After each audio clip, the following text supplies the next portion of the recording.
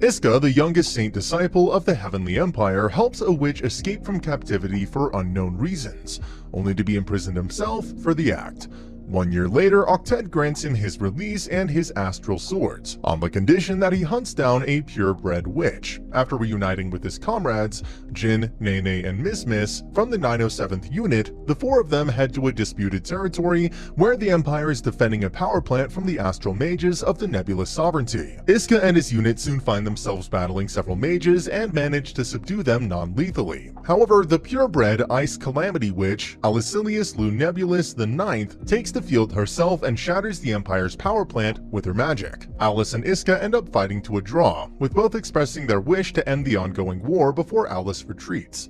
Later, Alice attends an opera with her maid Rin, when she is handed a handkerchief by a man who turns out to be Iska. Iska gets a ticket to an opera in the neutral city-state of Ain, and accidentally gets a seat next to Alice. Alice and Rin head to a nearby restaurant only to find themselves seated at Iska's table, where Alice and Iska order the exact same dish. Later that evening, Alice's mother, Queen Nebulous, mentions that the seal on the Nebulous founder is weakening and hints that it might be linked to the swordsman Alice fought before. Alice and Iska have trouble sleeping in their respective beds. The next day, Iska and Alice accidentally meet up again, in Ain, as they tour an art exhibit at the same time. Afterwards, Iska falls asleep on Alice's shoulder, quietly embarrassing her. Meanwhile, the Octet agreed to reinstate Iska as Saint Disciple if he captures the Ice Calamity Witch. Iska arrives in the 907th unit's office when Rizia tells him the Octet wants to see him. There he's informed that they want him to approach the Ice Calamity Witch.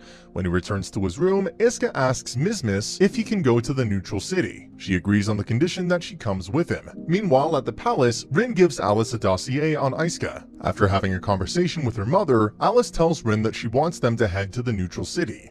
The next day, Iska, Miss, Alice, and Rin meet up in the neutral city.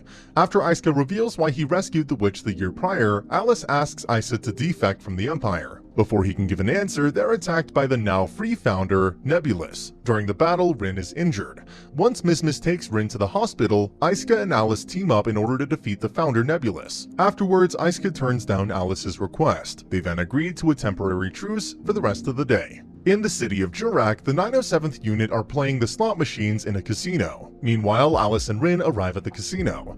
When Alice hits the jackpot, she shares her winnings with Nene. Once everyone leaves, Alice and Iska head to their fortune teller, where they receive the same fortune. Sometime later, Rizia informs the 907th unit about a vortex at the Mutal Valley. At the palace, Rin tells Alice that the Empire troops have been deployed towards Mutal Valley.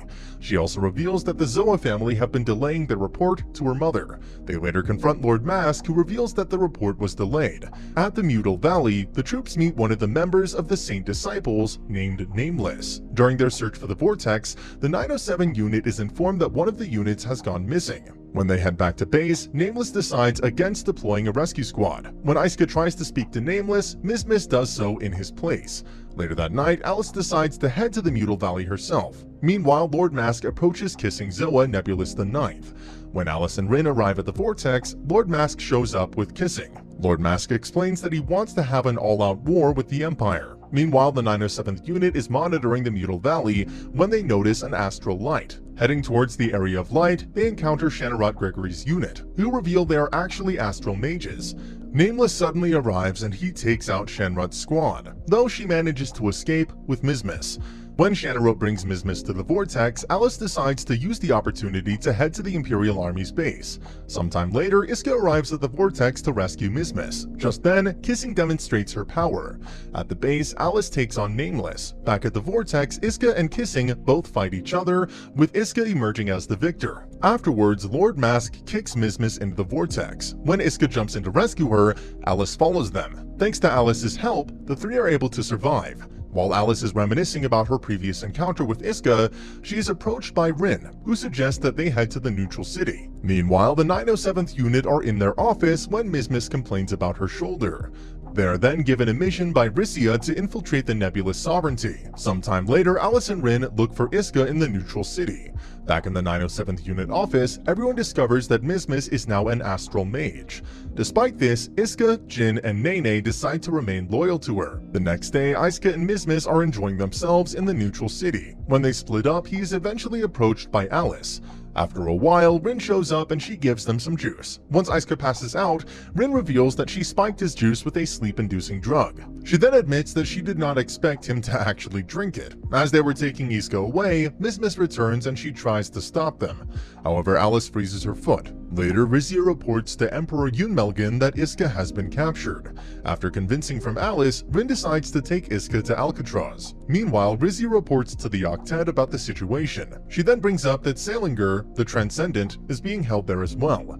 Afterward, she heads to the 907th Unit's office, where she uses a gadget so Nene, Miss and Jin can go undercover as astral mages. In Alcatraz, Asuka wakes up earlier than expected, while the rest of the 907th Unit successfully cross the border.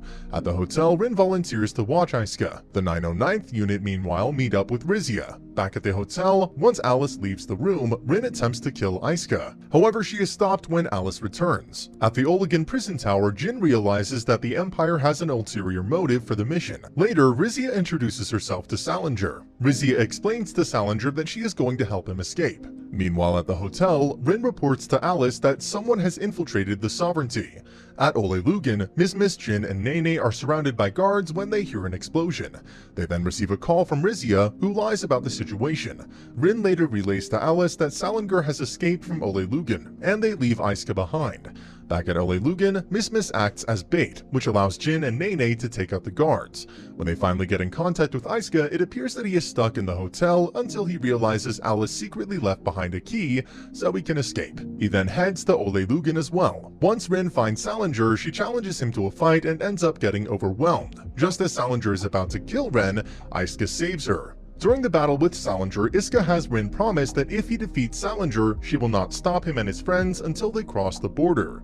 Meanwhile, at the palace, Schwartz reports the situation at Ole Lugan to Sisbel Lu Nebulus IX. Back at Ole Lugan, Rin aids Asuka while Alice is briefly confronted by Nameless. Alice then shows up at Asuka and Rin's location, which allows Asuka to turn the tides on Salinger. As such, Salinger decides to flee. The next morning, Rin reports to Alice that the prisoners have been accounted for and the Imperial soldiers have been returned. In the Empire, it is revealed that Rizia was the one who actually confronted Alice, as the real Nameless reports that Central Province of the Sovereignty has been infiltrated. The 907th Unit, meanwhile, head home together. At the palace, Alice and Rin are having a conversation about Asuka when it is revealed that Sisbel is spying on them. She soon realizes that Asuka is the same Imperial soldier who rescued her. Rizia meets up with Emperor Yunmelgen, where she gives her report to him. At the palace, the Queen orders Sisbel to head to Axmaria, an independent nation, to investigate if they have sided with the Empire. Meanwhile, the 907th Unit catch a break when Michaela, a member of the medical coordination team, puts them on a forced leave of 60 days due to being overworked. Later, Eltir Lo Nebulus IX, Alice, and Sisbel's older sister has a conversation with Lord Mask. When the 907th Unit arrive in Axmaria, they spend the day having fun. After they separate, Sisbel runs into Asuka, and she decides to follow him. Back at the palace, the Queen, Alice, and Rin go inside Sisbel's room. There, Alice and Rin discover that Sisbel knows about Asuka, while Sisbel asks Asuka to come with her to the Sovereignty. Sisbel thanks Asuka for saving her the year prior. When he wonders why she wants him to accompany her to the Sovereignty, she becomes emotional. As they part ways, Sisbel vows that she will not give up. Meanwhile, at the palace, Rin convinces the Queen to allow Alice to travel to Axmaria so she can talk to Sisbel alone. At the Empire, the Octet decide to deploy the object against Sisbel. The next day, Asuka is too preoccupied thinking about the conversation he had with Sisbel. Eltir, meanwhile, tells Lord Mask that she believes her sisters may betray the Sovereignty.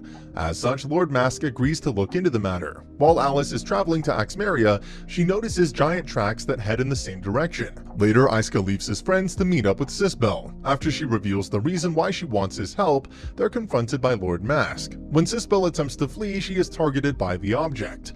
While Asuka and Nene fight the object, Lord Mask tries to intervene, but he gets stopped by Jin. Jin and Miss distract Lord Mask but end up getting cornered. Jin manages to shoot at Lord Mask, but he hits the recorder which contained the proof of Sisbel communicating with Asuka. Lord Mask then tries to burn them using gasoline, but Miss uses her astral powers to extinguish the flames as Jin takes a shot at Lord Mask, which causes him to retreat. Meanwhile, Nene attempts to attack the object, but it shields itself. Nene then retreats with the rest of the team to evacuate the citizens, while Asuka and Sisbel fight the object. During the battle, an astral spirit comes out and traps Sispel inside. Alice suddenly arrives, leading to her and Iska once again teaming up.